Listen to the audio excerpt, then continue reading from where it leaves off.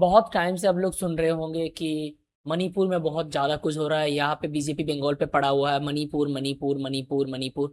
Actual Manipur में क्या हुआ मुझे सच में डिटेल में नहीं पता था। मैं बहुत रिसर्च किया। ये जो नीतीश राजपूत की वाई मणिपुर इज वार्निंग।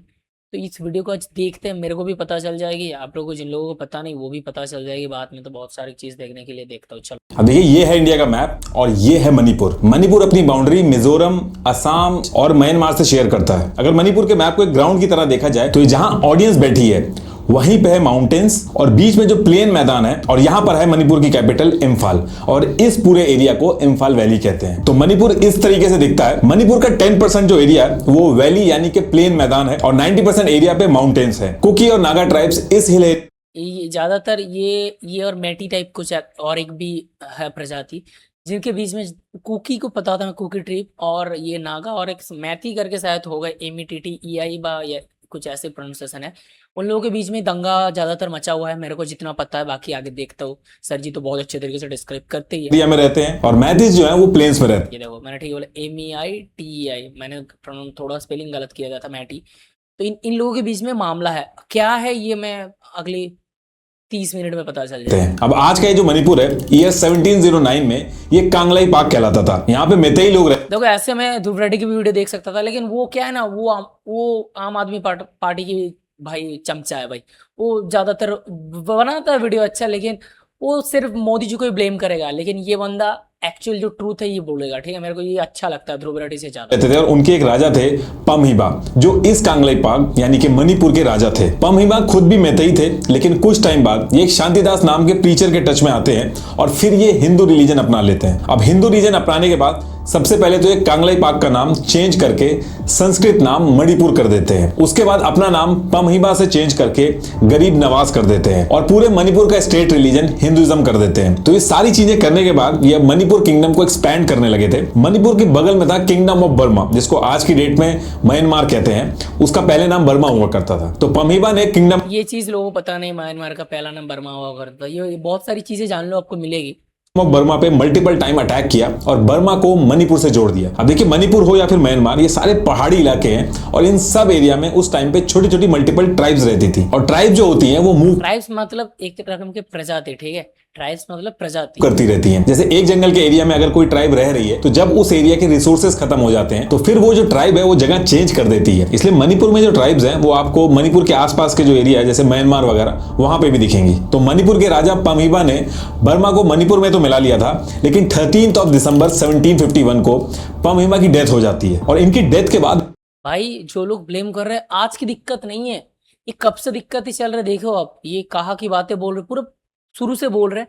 लेकिन ये जो बोल रहे हैं ना कि बीजेपी ने सॉल्व नहीं कर पाया, मोदी जी, दिक्कत आज से नहीं है। दिक्कत पिछले 15 20 25 नहीं, 50 साल से चल रही है वे, समझो। मणिपुर किंगडम वीक पड़ता है और इसका फायदा उठा के धीरे धीरे बर्मा मणिपुर पे कॉन्टिन्यूअस अटैक करता रहता है और छोटे छोटे एरिया कब्जा करता रहता है। फिर ईयर 1819 में बर्मा किंगडम मणिपुर पे पूरी तरीके से कब्जा कर लेता है और कई सालों तक मणिपुर में मारकाट मचती है। यही वो टाइम था जब मणिपुर से लोग भाग के मिजोरम, असम, त्रिपुरा के एरिया में चले जा रहे थे। और आज भी इन एरिया में आपको कुकीज, नागा, मैतेई सब पॉपुलेशन मिलेगी। तो इसके बाद अगले 5 साल तक मणिपुर में ये सब चलता है। फिर ईयर आता है 1824। मणिपुर के राजा गंभीर सिंह ने ब्रिटिशर से मदद मांगी कि बर्मा हमारे ऊपर बहुत ही मारकाट मचा रहा है और आप हमारी मदद करिए। स्ट्रेटेजिकली मणिपुर की जो लोकेशन थी वो ब्रिटिशर्स के लिए बहुत ही अच्छी थी, तो ब्रिटिशर्स इस चीज के लिए मान जाते हैं। और 2 साल लड़ाई के बाद यानी कि फरवरी 1826 में ब्रिटिशर्स बर्मा की आर्मी को हरा के मणिपुर से बाहर भेज देते हैं। तो ये जो टाइम था 1819 से 1826 तक का, ये वो टाइम था जब मणिपुर के लोगों ने सबसे ज्यादा मारकाट झेली। इस पर्टिकुलर टाइम को मणिपुर में कहते हैं चाही टारेट कुंटाकपा, यानी कि 7 years Chahi Taret Khuntakpa, okay, of devastation. 7 years of devastation। Britishers ने मणिपुर की मदद कोई चैरिटी के लिए तो करी नहीं थी। ब्रिटिशर्स ने जो मणिपुर का राजा था उसको राजा बने रहने दिया, लेकिन पूरे मणिपुर का कंट्रोल अपने पास रखा और टैक्स वगैरह जो था वो लेते। ज्यादातर ब्रिटिशर्स ना अपने अपने फायदे के लिए काम करता था। उनमें से दो चार नहीं, बहुत सारे अच्छे काम किया, जैसे रेलवे हो गया, हावड़ा ब्रिज हो गया, बहुत सारी चीजें ऐसे करके गए। तुम सोचो, हावड़ा ब्रिज उन लोगों के टाइम के बने हुए भाई, अभी भी चल रहा है। अगर हमारे बने हुए होते ना तो आज, तो भाई सोचो, अभी तक 100 बार बना चुके होते भाई। रेल ब्रिटिश के दिए हुए हर एक चीज ओरिजिनलिटी थे, मतलब उसमें अगर 20 बैग सीमेंट लगना था तो 20 बैग ही लगा। हमारे टाइम पे अगर 20 बैग बोला है तो 5 देगा, 15 भाई कंडक्टर ले लेगा, ऐसा चीज़ है भाई।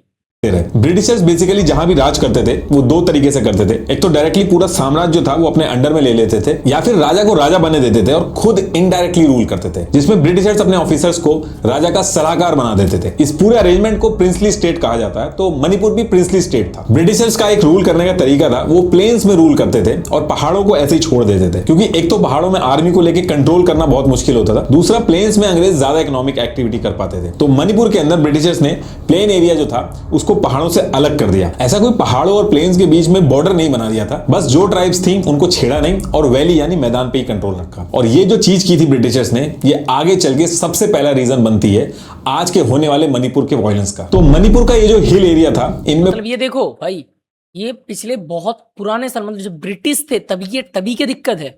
आज तुम ब्लेम कर रहे हो, ठीक है, मैं मानता हूँ, as a prime minister, as a वहां के सीएम, तुम लोग पावर में हो, तुम्हारी भाजपा सरकार, तो तुम्हें जिम्मेदारी लेनी पड़ेगी। ऐसे भी नहीं बोल रही कि भाई मोदी जी दूध का धुला हो, उसको जिम्मेदारी आप दे सकते हो, उसको ब्लेम कर सकते हो। लेकिन पूरा चीज, अगर बंगाल में दिक्कत हो रही है, अगर बंगाल में बीजेपी आना चाहिए, उसके हिसाब से भाई मणिपुर संभालो पहले। अबे तब तो हमें बोलना चाहिए पहले बंगाल देखो, उसके बाद तुम यूपी के पास जाओ, यूपी में रेप नहीं हुआ क्या? अबे यार बंगाल पे पहले संभाल लो। मेरे को खाने के लिए नहीं मिल रहा है मेरे घर पे, मैं देखूंगा किसके घर पे भाई खाना नहीं बन रहा है, ये मैं नहीं देखूंगा। मैं नहीं खा पा रहा हूँ, मेरे घर में गरीबी है, मैं ये पहले देखूंगा ना। बात तो भाई सिंपल है ना। बहुत सारी अलग अलग ट्राइब्स रहती थी। इन मल्टीपल ट्राइब्स को अलग अलग नाम दिए जाते थे। तो मणिपुर की जो वैली थी, यानी कि जो प्लेन एरिया था, वहां पे मैतेईज रहते थे। हिल्स में जो ट्राइब्स रहती थी वो मल्टीपल ट्राइब्स रहती थी, जिसमें इस साइड की मिलती जुलती जो ट्राइब्स थी, इनको पहली बार ब्रिटिशर्स ने कुकीज बोला था। अकेले जैसे कुकीज के अंदर इतनी ट्राइब्स थी, और यही ओके ओके ओके, एक सेकंड। बार ब्रिटिशर्स ने कुकीज बोला था। अकेले जैसे कुकीज के अंदर यार क्या कितने थे? मोनसंग था, मोयोन था, तंगल, कोरेंग, Chiru, Lamkang, Mon, okay, Koirao, Kom, Anal, what the fuck Anal, I don't know think, Chothe, Gangte, जो, एमेल, थाडो, पाइटी, हाइपे,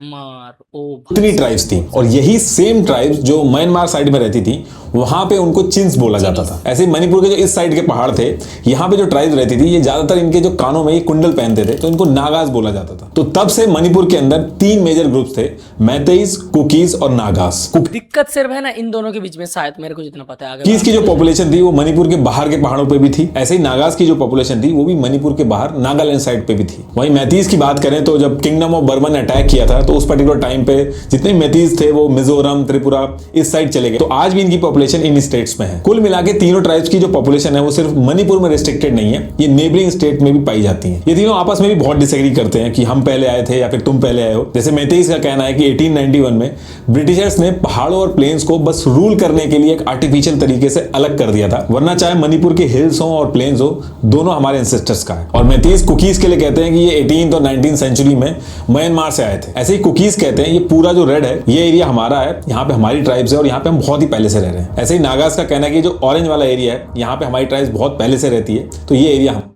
ये चीजों की जो दिक्कत है सबसे बड़ी रहने की है, और हम बड़ा है, हमारे आजाद बड़ा है, तो धर्म के बात पे ही सबसे ज्यादा जुत लड़ी जा रही है। लेकिन एक्चुअल हिस्ट्री का कोई प्रूफ नहीं है, बस कुछ इवेंट्स के बेसिस पे अजम्पशंस लगाए जाते हैं। अब होता क्या है कि ईयर 1914 में फर्स्ट वर्ल्ड वॉर शुरू होता है और ब्रिटिशर्स मणिपुर से करीब 2000 सोल्जर्स लेके जाते हैं उनकी तरफ से लड़ने के लिए। ब्रिटिशर्स ने कुकीज को भी ले जाने के लिए ट्राई किया, क्योंकि ये लड़ने में काफी माहिर थे, लेकिन कुकीज ने ब्रिटिशर्स के साथ जाके लड़ाई करने के लिए साफ मना कर दिया, और इसकी वजह से ब्रिटिशर्स काफी नाखुश थे इनसे और इनके ऊपर अटैक भी कर दिया, यानी कि कुकीज के ऊपर अटैक कर दिया। ये लड़ाई काफी दिनों तक चलती है और कुकीज ने भी काफी नुकसान किया ब्रिटिशर्स का, लेकिन ब्रिटिशर्स कुकीज को हरा देते हैं। इस लड़ाई को एंग्लो कुकी वॉर भी कहा जाता है। जैसे जैसे ब्रिटिशर्स कुकीज से जीत तो गए थे, लेकिन यार ये सारी चीजें हमारी हिस्ट्री में नहीं है।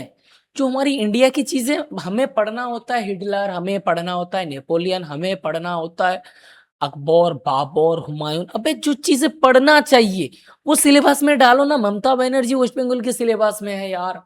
अब बताओ हमें क्या सीखने को मिलेगा? अबे जिन चीजों के बारे में हमें नहीं चाहिए जानकारी, नहीं चाहिए, हमें जान के कोई फायदा नहीं है। सिंपल सी वेस्ट बंगाल की क्या, हर एक ज्यादातर वेस्ट बंगाल की एजुकेशन सिस्टम में सबसे बड़ी दिक्कत है पैसा कैसे कमाया जाता है सिखाता ही नहीं। हर एक ऐसे ये सब चीजें, तुम्हें जॉब पाना है, अबे जॉब में पैसा कहाँ है, जॉब तो बिक रहा है, मुझे पैसा कमाना है, फिर मैं जॉब खरीद लूंगा ना। इसको कंट्रोल करना भी आसान नहीं था और ब्रिटिशर्स ने कुकीज से डील करने के लिए इनको सोशली इंक्लूड करना शुरू किया ताकि इनको कंट्रोल करने में आसानी हो। तो ब्रिटिशर्स ने एक स्ट्रेटजी बनाई जिसमें कुकीज का जो एरिया था वहां पे क्रिश्चियन मिशनरीज भेजे। ये वो टाइम था जब कुकीज क्रिश्चियंस बने। आज भी कुकीज की जो पॉपुलेशन है उसमें मेजोरिटी में क्रिश्चियंस ही हैं और मैतेईस की बात करें तो अपने राजा की वजह से उनमें हिंदूज हैं। अब धीरे धीरे टाइम बीतता है और सेकेंड वर्ल्ड वॉर का टाइम आता है। ये वो टाइम था जब मणिपुर के लोगों को आइडिया लग गया था कि ब्रिटिशर्स अब यहां से छोड़ के जाने वाले हैं और ब्रिटिशर्स ने अनसेड कम्युनिकेशन में नॉर्थ ईस्ट की जो पॉपुलेशन थी उनको ये आइडिया दिया कि ये लोग अलग रहेंगे, इनका मर्जर नहीं होगा कहीं पे। तो इस पर्टिकुलर टाइम पे ब्रिटिशर्स गए नहीं थे, उनके जाने की बात हो रही थी। तो 26 जुलाई 1947 को Raja Bodh Chand Singh Manipur state constitution act 1947 लेके आते हैं मणिपुर के लिए। तो जब इंडिया को आजादी मिली तो ये एग्रीमेंट हुआ कि जहां पे ब्रिटिशर्स डायरेक्टली रूल कर रहे हैं तो वो डायरेक्ट इंडिया के कंट्रोल में आ जाएगा, लेकिन जहां पे डायरेक्टली रूल नहीं करते थे यानी कि राजा के थ्रू रूल करते थे जिसको प्रिंसली स्टेट कहते हैं, वहां पे इंस्ट्रूमेंट ऑफ एक्सेशन साइन होगा जिसमें जो स्टेट होगी वो खुद रन करेगी, बस डिफेंस, एक्सटर्नल अफेयर और कम्युनिकेशन जो होगा वो इंडिया देखेगा। तो मणिपुर भी प्रिंसली स्टेट था तो यहां भी इंस्ट्रूमेंट ऑफ एक्सेशन साइन किया गया। ये उसकी कॉपी है। ये साइन करने के बाद मणिपुर का डिफेंस, एक्सटर्नल अफेयर और कम्युनिकेशन सब इंडिया के कंट्रोल में आ गया। ये एग्रीमेंट साइन होने के बाद राजा ने जो मणिपुर स्टेट कॉन्स्टिट्यूशन एक्ट 1947 ये जो लेके आए थे इसको इंडिया ने मानने से मना कर दिया। एक्चुअली मणिपुर स्ट्रेटेजिकली बहुत इंपॉर्टेंट लोकेशन थी इंडिया के लिए। जिस तरीके से बाहर की कंट्रीज का इन्वॉल्वमेंट हो रहा था और मणिपुर का जो एडमिनिस्ट्रेशन था वो बहुत कमजोर था, उससे इंडिया के अंदर दिक्कतें बढ़ सकती थी। इसलिए 1949 में जब मणिपुर के राजा बौद्ध चंद्र सिंह किसी काम से शिलोंग आए थे तो इंडियन गवर्नमेंट ने इनको हाउस अरेस्ट में डाल दिया और फिर इनको तभी छोड़ा जब उन्होंने इंडिया के साथ मर्जर एग्रीमेंट साइन किया, मतलब कि इंडिया के साथ जुड़ने का एक एग्रीमेंट साइन कर दिया। ये उस मर्जर एग्रीमेंट की कॉपी है और ये उस पर्टिकुलर टाइम का आर्टिकल है। 21 सितंबर 1949 को इस एग्रीमेंट पे साइन हुआ और 15 अक्टूबर 1949 को ये इंप्लीमेंट हो गया और यही वो टाइम था जिसका हवाला देके आज भी मैतीस कहते थे कि इस पर्टिकुलर टाइम पे इनको ट्राइब्स का दर्जा मिला हुआ था, यानी कि वो एसटी कैटेगरी में आते थे, लेकिन बाद में इनको इस कैटेगरी से हटाया गया। ओके, इसका मतलब होता है, मेरे को समझ में आ गया। अब आके मैतीस का मतलब थोड़ा सा नीचू जात की जाति का ये सब मामला जो है, ऐसे हर कोई होता है सिमिलर इंसान ही, फिर भी जो हमारे इंसानों की द्वारा बनाए गए जो चीजें होता है, तुम बड़े जात हम छोटे जात, ऐसे टाइप कुछ। मैतीस का कहना है कि हम अलग से एसटी का दर्जा आपसे नहीं मांग रहे, हम एसटी का दर्जा जो पहले था उसी को रीस्टेट करने के लिए कह रहे हैं। और कुकीज का कहना है कि ये अभी हाल फिलहाल में इन्होंने ये बोलना चालू किया है, ये शुरू से ही प्रिविलेज रहे हैं, ये कभी एसटी कैटेगरी में थे ही नहीं। तो मणिपुर का मर्जर होता है इंडिया के साथ और फिर मणिपुर को एक पार्ट सी स्टेट की तरह रखा जाता है। पार्ट सी स्टेट का मतलब हुआ कि एक दीवान या फिर चीफ कमीशन मणिपुर को चलाएगा। फिर उसके बाद 1956 में मणिपुर को यूनियन टेरिटरी बना दिया जाता है और फिर उसके बाद 1972 में मणिपुर को इंडिया के अंदर पूर्ण राज्य का दर्जा मिल जाता है। अब मणिपुर इंडिया के अंदर पूरी तरीके से एक स्टेट बन चुका था, लेकिन 1972 से 12 साल पहले यानी कि 1960 में इंडियन गवर्नमेंट मणिपुर के अंदर लैंड रिफॉर्म एक्ट 1960 लेके आती है, जिसमें यह था कि मणिपुर की जो वैली का एरिया था यहाँ के लोग हिल्स के अंदर लैंड बहुत नहीं कुछ जानना पड़ता है। नीतीश भाई को बहुत कुछ पता है भाई। हर एक चीज तुम्हें अगर नहीं पता होगी, पढ़ाई करनी पड़ती है, रिसर्च करनी पड़ती है, तभी जाके तुम इतने सारे बातें बोल सकते हो एक चीजों के बारे में। नहीं तो तुम्हारे तो दिमाग के ऊपर से जाएगा, यार क्या बोल रहा है, ये क्या बोल रहा है, ये क्या बोल, क्योंकि तुम्हें समझ भी नहीं आएगी भाई बोल क्या रहा है। ठीक है सकते, लेकिन हिल्स पे रहने वाले जो ट्राइब्स थे वो इम्फाल वैली जहां पे मैतीज रहते थे वहां पे जाके लैंड खरीद सकते थे, यानी कि पूरे मणिपुर के अंदर वो कहीं भी जमीन खरीद सकते थे। जिस तरह से ब्रिटिशर्स ने मणिपुर को 2 पार्ट में डिवाइड किया था, हिल्स और वैली में, तो इंडिया ने मणिपुर को जोड़ने के बाद मणिपुर को उसी तरीके से ट्रीट किया, हिल्स और वैली को अलग अलग तरीके से गवर्न किया। तो सबसे पहली चीज इंडिया लेके आया लैंड रिफॉर्म एक्ट मणिपुर के अंदर। इसके बाद दूसरी चीज ये हुई कि इंडिया के कॉन्स्टिट्यूशन के आर्टिकल 342 के हिसाब से इंडिया के अंदर कौन एसटी होगा और कौन एसटी नहीं होगा ये प्रेसिडेंट के एक नोटिफिकेशन से डिसाइड होगा। तो किसको एसटी की लिस्ट में रखा जाएगा, किसको निकाला जाएगा, इसके लिए 1965 में एक लॉकर कमेटी बनाई गई। इस कमेटी के हिसाब से 5 चीजें डिसाइड करेंगे कि इंडिया के अंदर कौन एसटी होगा और कौन नहीं होगा। ये 5 क्राइटेरिया थे: प्रिमिटिवनेस, डिस्टिंक्टिवनेस,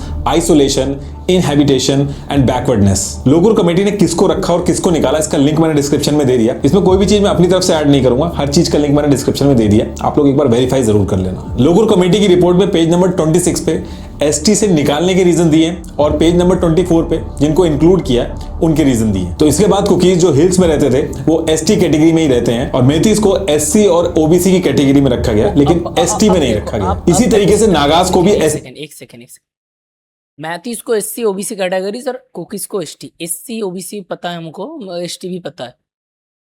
ओके, ये जो होता है एससी थोड़ा सा ऊपर में होता है, एसटी उससे भी, एससी और ओबीसी ये सही है, एसटी नीचे होता है, ठीक है, ये थोड़ा सा ऊपर है, ये हमारे जात में मतलब जो माना जाता है हमारे यहाँ बहुत नीचे।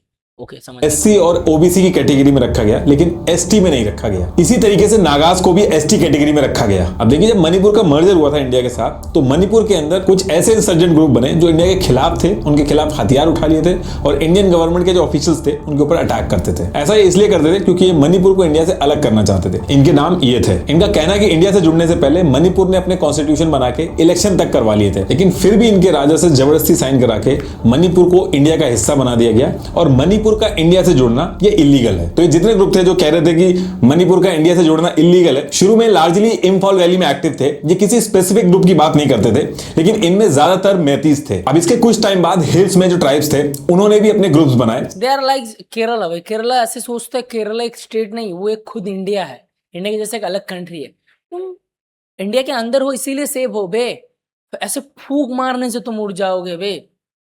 इंडिया के अंदर हो इसीलिए सुरक्षित हो, ये चीजों को समझो।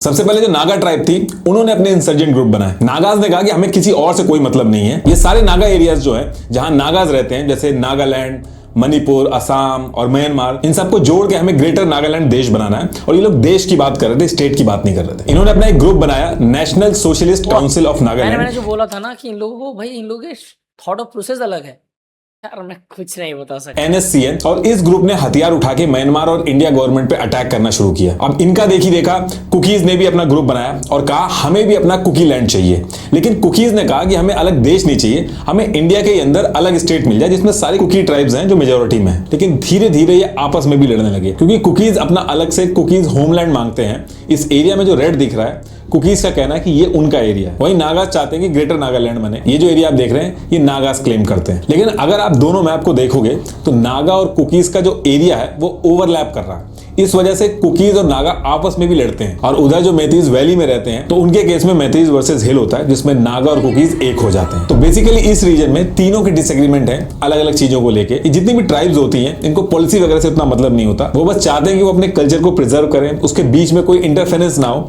और ये सब एक साथ मिलकर रहें। अब जैसा मैंने बताया कि कुकीज और नागाज का जो एरिया है वो ओवरलैप कर रहा है, तो इस चीज को लेकर 13 सितंबर 1993 को नागाज ने कुकीज के एरिया में घुस के बहुत ज्यादा मारकाट की, जिसमें 115 कुकी सिविलियंस को अपनी जान गंवानी पड़ी। इस दिन को कुकीज ब्लैक डे के नाम से जानते हैं। इस लड़ाई के बाद ये होने लगा कि हर ट्राइब ने अपने अपने इंसर्जेंट ग्रुप बना लिए थे। इन इंसर्जेंट ग्रुप को ये ट्राइब्स अपनी आर्मी मानते थे जो इनके इंटरेस्ट के लिए लड़ती थी। जैसे कुकीज की बात करें तो इनकी Kuki national army, KNA, united socialist revolutionary army, Zomi reunification front, ऐसे ही नागाज के लिए national socialist council of Nagaland, ये आपस में लड़ते थे और फिर टाइम टू टाइम इंडिया के अगेंस्ट भी लड़ते थे। ये वो टाइम था जब इंडिया ने मणिपुर को डिस्टर्ब एरिया घोषित कर दिया था, और इंडियन गवर्नमेंट जब किसी एरिया को डिस्टर्ब घोषित करती है तो वहां पे आफ्सा लगाती है, और ऐसे में गवर्नमेंट को आफ्सा लगाना पड़ता है इस रीजन में। इसमें सारी चीजें मिलिट्री के हाथ में आ जाती हैं। मिलिट्री को अगर खाली शक हो तो सिर्फ शक के बेसिस पे वो किसी को मार सकता है। इस रीजन के अंदर गवर्नमेंट एक स्टेलमेट की पोजीशन में खड़ी रहती है, क्योंकि हर ग्रुप की डिमांड दूसरे ग्रुप से ओवरलैप करती है। जैसे जैसे एक इंसान, अब देखो मेरे को इतने तक 12 मिनट तक जितना समझ आया, यहाँ पे गवर्नमेंट की कोई प्रॉब्लम अभी तक नहीं दिखी। उन लोगों की खुद की बकचोदी की वजह से ये सब हो रहा था भाई। उन लोगों को चाहिए अब एक आपस में समझाओ ना, आपस में मिलजुल के रहो। नहीं मेरे को स्टेट चाहिए, मेरे को एक अलग सा कंट्री बनाना है, तो तुम लोग माँ चुदाओ ना, सिंपल सी बात है भाई। ग्रुप से नेगोशिएशन होकर डील फाइनल होती है तो बाकी के इंसर्जेंट ग्रुप हथियार उठा लेते हैं। अकेले कुकीज के 30 इंसर्जेंट ग्रुप थे। फिर ईयर आता है 2001 और Naga arm group NSCN IM के साथ साथ बाकी स्टेट के साथ भी इंडियन गवर्नमेंट ने पीस प्रोसेस स्टार्ट किया। अब आपको पता है कि नागाज जो ग्रेटर नागालैंड की डिमांड कर रहे हैं उसमें मणिपुर के हिल एरिया भी आता है। तो इस बात से मणिपुर में जो मैतीज थे वो इनसिक्योर हो गए, क्योंकि बातचीत पॉजिटिव डायरेक्शन में जा रही थी इंडियन गवर्नमेंट और नागाज के साथ, और मैतीज को लगा कि कहीं ऐसा ना हो जाए कि मणिपुर का हिस्सा जो नागाज मांग रहे हैं वो उनको मिल जाए। और इसी डर से कुछ टाइम बाद मणिपुर के अंदर करीब 2001 में प्रोटेस्ट स्टार्ट हुए और बहुत ही बड़े स्केल पे वायलेंस हुआ। यहां तक कि मणिपुर की असेंबली जो थी उसमें तक आग लगा दी गई थी, कई लोगों को अपनी जान गंवानी पड़ी थी। अच्छा, नागालैंड की जो सिचुएशन है वो मणिपुर से भी ज्यादा थ्रेटनिंग है। वहां एक गांव है खोनुमा, वहां पे एक मेमोरियल पे आज भी लिखा है नागाज आर नॉट इंडियन। अब ऐसा क्यों लिखा गया है और नागालैंड को डिस्टर्ब्ड एरिया क्यों डिक्लेयर करना पड़ता है? नागाज आर कहाँ है? वहां एक गांव है कहाँ पे है? जान गंवानी पड़ी थी। अच्छा, नागालैंड की जो सिचुएशन है वो मणिपुर से भी ज्यादा थ्रेटनिंग है। वहां एक गांव है खोनुमा, वहां पे एक मेमोरियल पे आज भी लिखा है नागाज आर नॉट इंडियन। अब ऐसा क्यों लिखा गया है? और नागालैंड एक सेकंड मणिपुर से भी ज्यादा थ्रेटनिंग है। वहां एक गांव है खोनुमा, वहां पे एक मेमोरियल पे आज भी लिखा Nagas are not Indians. The territory is not a part of the Indian Union. We shall uphold and defend this unique truth at all costs. They and always. Krishna say, first president Federal Community Nagaland. Okay.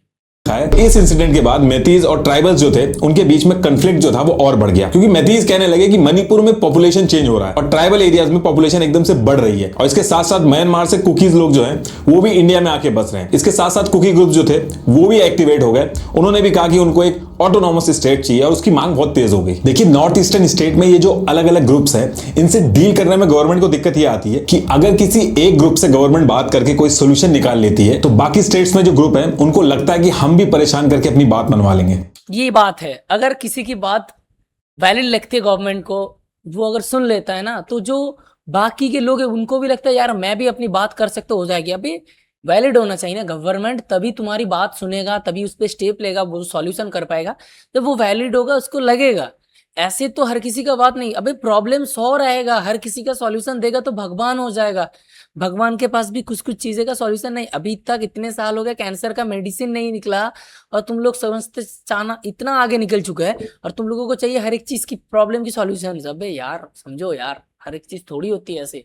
तो जब भी एक group से piece talk होती है तो बाकी reason में और इनस्टेबिलिटी आ जाती है। इसलिए कोई भी गवर्नमेंट आती है तो इस पे जो डिसीजन लेना होता है उसको टालती रहती है। 2008 में मनमोहन सिंह जी की गवर्नमेंट ने मणिपुर में कुकीज के ग्रुप्स को बातचीत के लिए रेडी कर लिया और एक ट्राइपार्टाइट एग्रीमेंट साइन किया।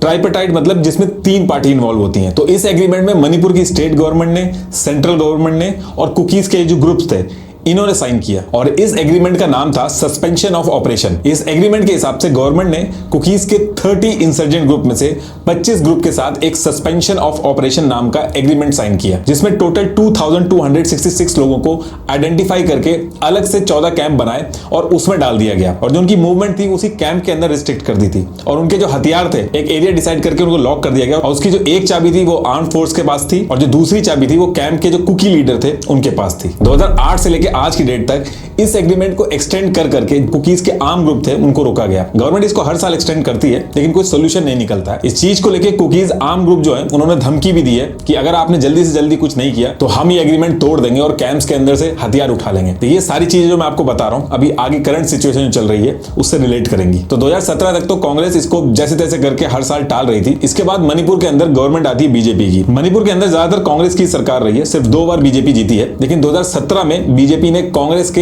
एन बीरेन 2017 से बात शुरू हुई, सिंह को अपने साथ मिला लिया। एन बीरेन सिंह ने कुछ एमएलएज लेके बीजेपी ज्वाइन कर लिया और आगे चल के फिर वो सीएम बने। तो जो चीज कांग्रेस कर रही थी वही चीज बीजेपी ने भी की, हर साल इस एग्रीमेंट को एक्सटेंड किया। लेकिन 2022 में जब दोबारा इलेक्शन होते हैं तो होम मिनिस्टर अमित शाह ने कहा था, वो मणिपुर गए थे, उस रैली में उन्होंने कहा था कि बीजेपी दोबारा अगर जीत के आई तो 5 साल के अंदर कुकीज को एक सॉल्यूशन देगी।